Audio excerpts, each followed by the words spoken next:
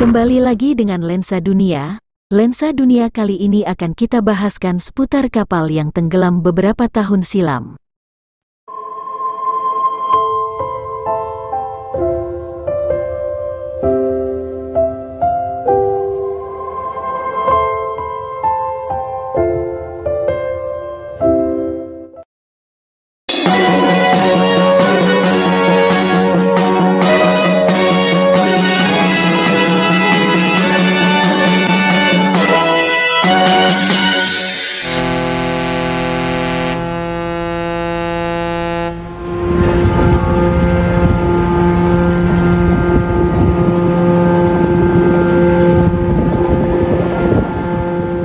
Sahabat Lensa Dunia, di pertemuan kali ini kita akan membahas seputar kapal yang tenggelam.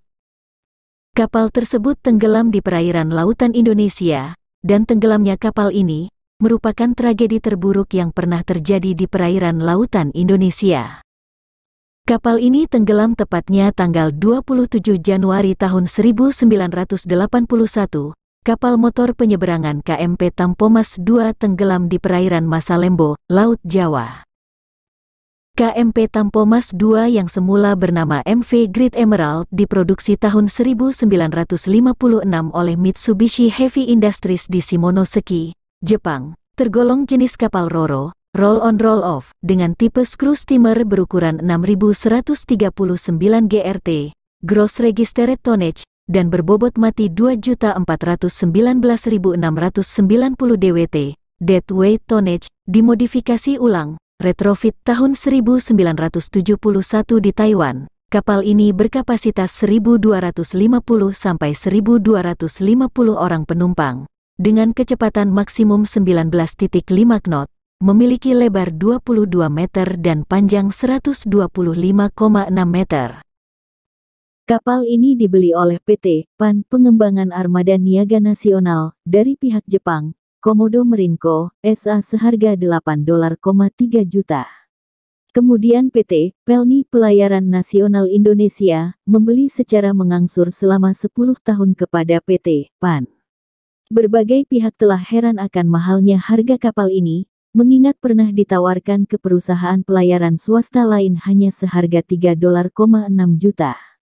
Berbagai pihak, termasuk Jepang sendiri telah menyatakan kapal ini afkir karena telah berumur 25 tahun.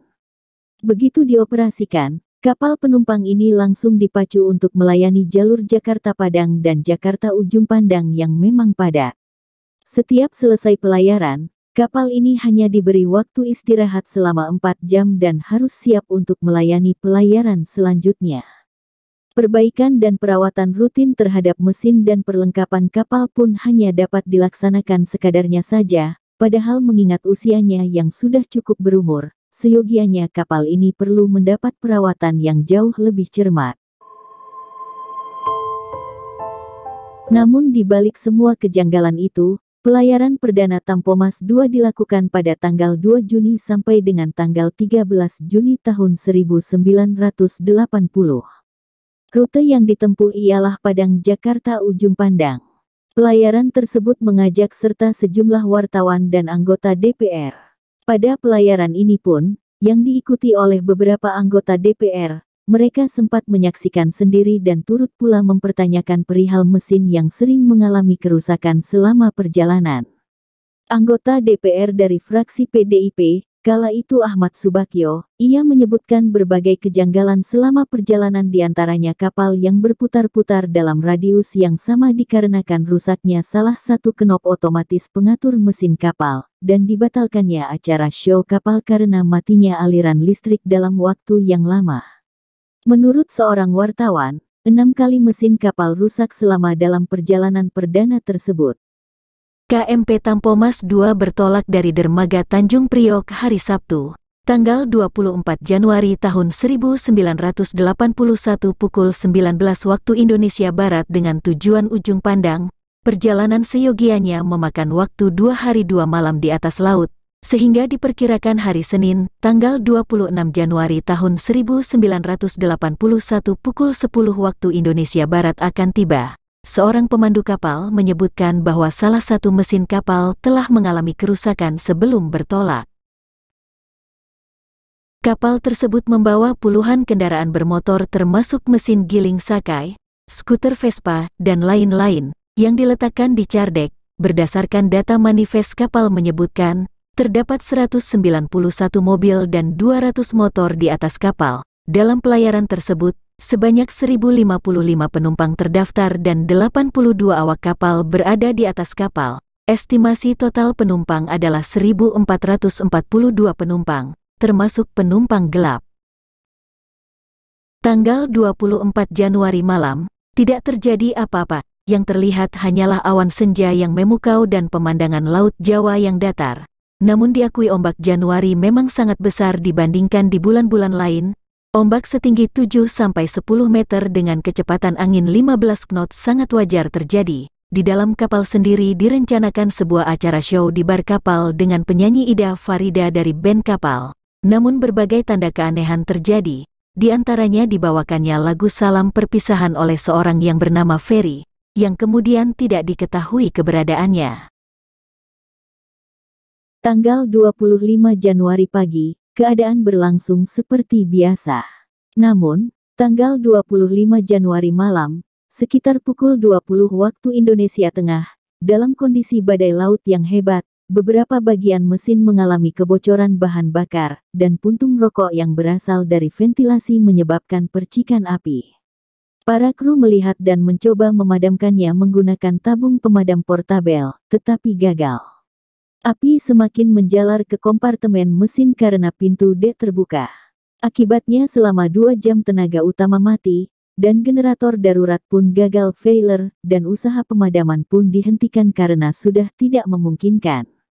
Ditambah dengan bahan bakar yang ternyata masih terdapat di setiap kendaraan, menyebabkan api merambat dan membakar semua dek dengan cepat.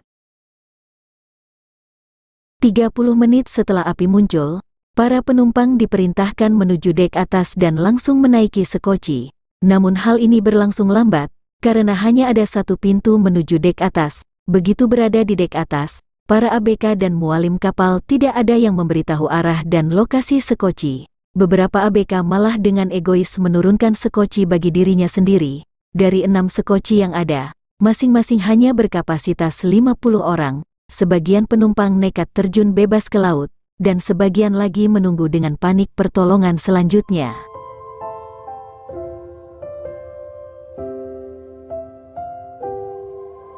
Kapal lain yang pertama melakukan pertolongan adalah KM Sangihe dengan nahoda kapal Kapten Agus K. Sumirat.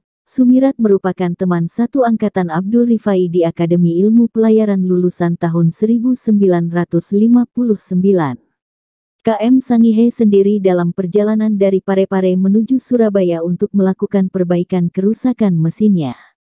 Mualim IKM Sangihe, J. Bilalu yang pertama melihat kepulan asap dari arah barat dan mengira kepulan asap berasal dari sumur minyak lepas pantai Pertamina.